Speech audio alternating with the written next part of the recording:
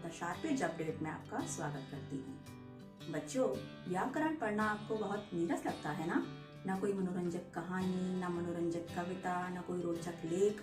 लेकिन जब आप व्याकरण हमारे साथ पढ़ना आरंभ करेंगे तो आपको व्याकरण का एक एक अध्याय बहुत ही रोचक तथा सरस लगने लगेगा। तो आइए हिंदी की पाठशाला को मस्ती की पाठशाला में बदलने के लिए आज हम शुरुआत करते हैं पाठ संज्ञा से। संज्ञा। आज हम व्याकरण के पाठ संज्ञा को रोचक तथा मनोरंजक तरीके से सीखने सिखाने का प्रयास करते हैं। संज्ञा के अंतर्गत आज हम पढ़ेंगे संज्ञा की परिभाषा, उसके भेद तथा उसके उदाहरण। आइए सर्वप्रथम हम जानने की कोशिश करते हैं कि संज्ञा क्या है। हम अपने आसपास जहाँ भी नज़र दौड़ाते हैं वहीं संज्ञा दिखाई देती है। कमरे में लगा हुआ पंखा हो, ट्यूबलाइट हो, अलमारी, मेज़, कुर्सी, पलंग या फिर आपके आगे पीछे घूमने वाला आपका पालतू कुत्ता हो, ये सभी संज्ञा के उदाहरण हैं।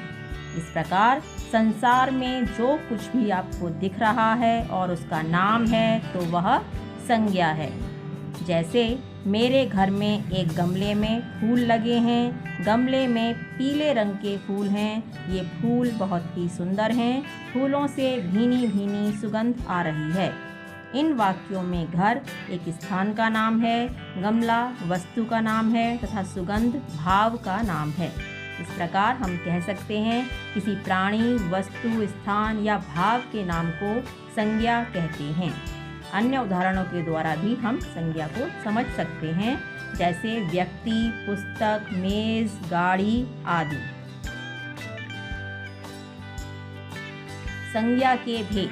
संज्ञा के 3 भेद हैं: व्यक्तिवाचक, जातिवाचक, भाववाचक। सबसे पहले हम संज्ञा के पहले भेद व्यक्तिवाचक संज्ञा को देखते हैं।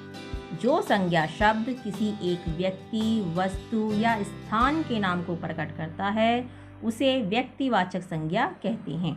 जैसे महात्मा गांधी, सुभाष चंद्र बोस, गंगा तथा रामायण आदि।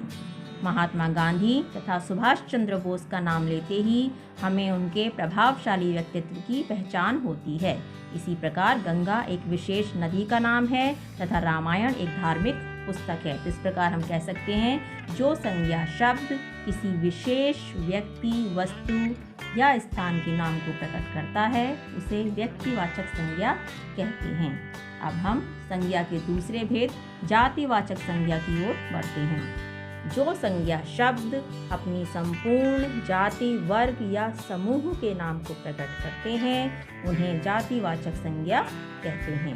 जैसे पशु, पक्षी, गाय, बच्चे आदि। ये सभी उदाहरण जातिवाचक संज्ञा को प्रदर्शित कर रहे हैं। अब हम संज्ञा के तीसरे भेद भाववाचक संज्ञा को देखते हैं। ऐसे संज्ञा शब्द जिनको प्रत्यक्ष रूप से तो नहीं देखा जा सकता किंतु अप्रत्यक्ष रूप से अनुभव किया जा सकता है, उन सभी पदार्थों के नाम को भाववाचक संज्ञा कहते हैं। या फिर दूसरे शब्दों में हम ये भी कह सकते हैं कि जिन संज्ञा शब्दों से पदार्थों की अवस्था, गुण, दोष, धर्म, दशा आदि का बोध हो वह भाववाचक संज्ञा कहलाता है। जैसे मिठास, सुंदरता, वीरता आदि। भाववाचक संज्ञा का अपना कोई रूप तथा आकार नहीं होता, ना ही हम इनके कोई चित्र बना सकते हैं। इन्हें हम केवल अनुभव कर सकते हैं। आज की हमारी मस्ती की पाठशाला को इसी आशा के साथ समाप्त करते हैं कि आपको यह अध्याय अच्छे से समझ में आया होगा। तो फिर मिलते हैं एक नई उमंग और उत्साह के साथ एक नए रुचिकर तथा मनोरंजक अध्याय को लेकर। धन्यवाद।